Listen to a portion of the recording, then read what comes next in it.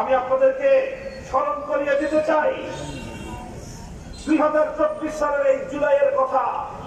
গোটা জুলাই জুড়ে বাংলাদেশের মানুষ বিপ্লবের প্রকৃতি দেখেছে। আগস্ট বিপ্লবের প্রকৃত রূপটা বাংলাদেশের জুলাই মাসেই চিত্রিত হয়েছে।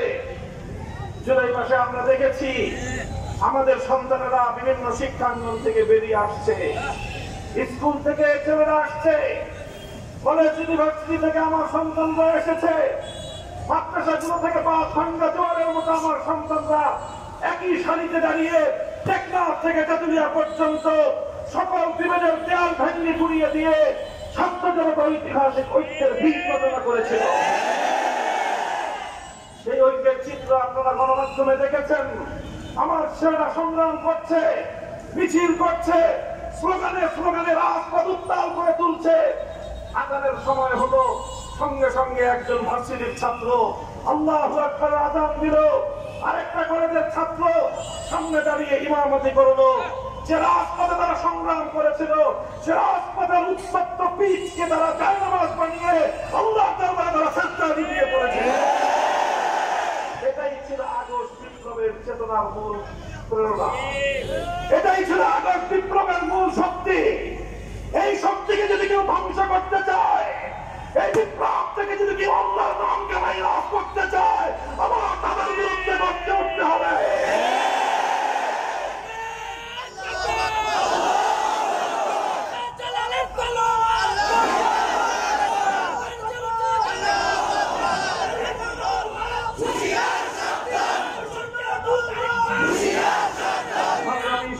বন্ধুগণ, আমি আবার সে কথার পুনরাবৃত্তি করছি, স্বাধীনতা অর্জন করা যতটা কঠিন, রক্ষা করা তার চেয়ে অনেক বেশি কঠিন। এ আমার ছাত্র জনতা, বৈষম্য বিরোধী আন্দোলনের সন্তানেরা, তোমরা এদেশের মানুষের বুকের মধ্যে নতুন স্বপ্ন তৈরি করেছ। এদেশের মানুষকে তোমরা নতুন করে স্বপ্ন দেখাতে শিখিয়েছ। এদেশের মানুষ তারা মনে করেছিল শেখ হাসিনার জাতাকল থেকে বুঝি মুক্তির কোন পথ নেই। কি বলেন? এমনটাই এদেশের মানুষ 2024 সালের 7ই জানুয়ারি মার্কা নির্বাচনের পর মানুষ মনে করেছিল শেখ হাসিনা যতদিন হায়াতে আছে ততদিন আর আমাদের বাঁচার মনে হয় কোন রাস্তা নেই। শেখ হাসিনাও মনে করেছিল ওবায়দুল কাদের বলতো মানুষ আর বাঁচে কয়দিন, যতদিন বাঁচবেন শেখ হাসিনাই ক্ষমতায় থাকবেন।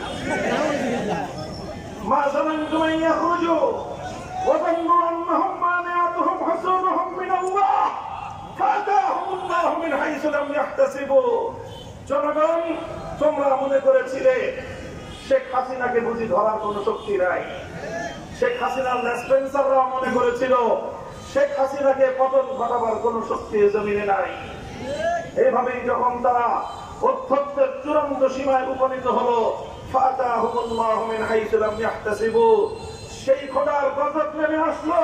সেই খোদার গজব নেমেছিল নমরুদের উপর, সেই খোদার গজব নেমেছিল ফিরআউনের উপর। আজকের যুগের ফিরআউন এবং নমরুদ শেখ হাসিনার উপর।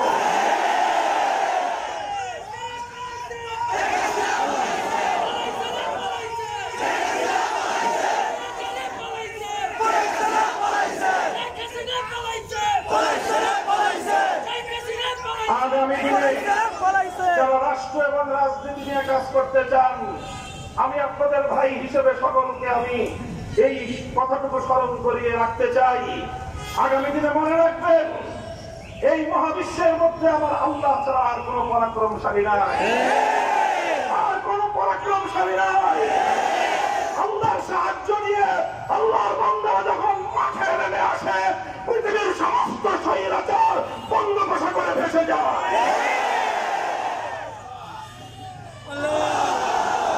সংগ্রামী সাথী ও বন্ধুগণ, কাজেই আমরা স্পষ্ট ভাষায় বলতে চাই, আমরা একটি সুন্দর বৈষম্যহীন ইনসাফের বাংলাদেশ দেখতে চাই। চাঁদাবাজি মুক্ত, সন্ত্রাস মুক্ত একটি নিরাপদ জনপদ আমরা দেখতে চাই। যারা সেই নিরাপদ, একটি নির্বিঘ্ন, একটি বৈষম্যহীন বাংলাদেশ করতে চায়, আমরা তাদের সাথে আছি। হাতে হাত রেখে একটি নতুন বাংলাদেশ গড়বার যুদ্ধে আমরা মাঠে আছি। এই যে আমরা মাঠে নেমেছি, ইনশাআল্লাহ আমাদের মন্দির পর্যন্ত না পৌঁছে আমরা ক্ষান্ত হব না।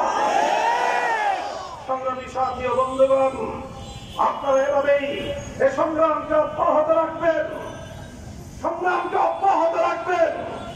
বাংলাদেশকে সেই ৭২ সালের চেতনায় নয়, বাংলাদেশকে ৭২ সালের চেতনায় নয়, এদেশের বাংলাদেশকে গড়তে হবে ১০০০ বছরের জাতিসত্তার চেতনায়। আমি আপনাদেরকে আরেকটি কথা বলি, এটাই আমার সর্বশেষ বক্তব্য আজকে। এই বাংলাদেশ, এই জাতিসত্তা তৈরি হয়েছে তিনটি আধিপত্যবাদ বিরোধী শক্তির বিরুদ্ধে সংগ্রাম করে। আমাদের প্রথম লড়াই করতে হয়েছিল ব্রিটিশ বেনিয়ার সাম্রাজ্যবাদী শক্তির বিরুদ্ধে। আমাদের দ্বিতীয় লড়াই লড়তে হয়েছিল বঙ্গভঙ্গ রাজের নামধারী রবীন্দ্রনাথ ঠাকুরদের নেতৃত্বে পরিচালিত পূর্ব বাংলার মুসলিম জাতিসত্তার উত্থানের বিরুদ্ধে সাম্রাজ্যবাদী শক্তির বিরুদ্ধে। এরপর আমাদের তৃতীয় সংগ্রাম ছিল পশ্চিম পাকিস্তানি খান পাঠানদের বিরুদ্ধে। আমরা খান পাঠানদের দৌরাত্ম মানি নাই, আমরা দাদা বাবুদের আধিপত্য মানি নাই, আমরা ইংরেজ লাল বেরিয়াদের আধিপত্য মানি নাই।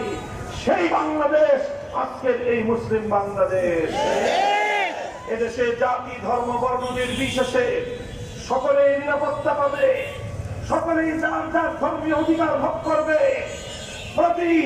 প্রত্যেকটি হিন্দু, প্রত্যেকজন বৌদ্ধ খ্রিস্টান নিজ নিজ উপাসনালয়ে স্বাধীনভাবে তারা তাদের ধর্মীয় স্বাধীনতা ভোগ করবে।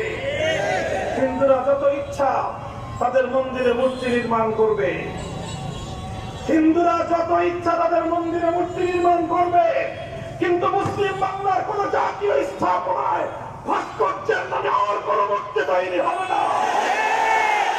আমার মূর্তি বানাতে আসে, সে মূর্তির গলায় দড়ি বেঁধে আমার পুরী বাংলায় ভাসানো হবে।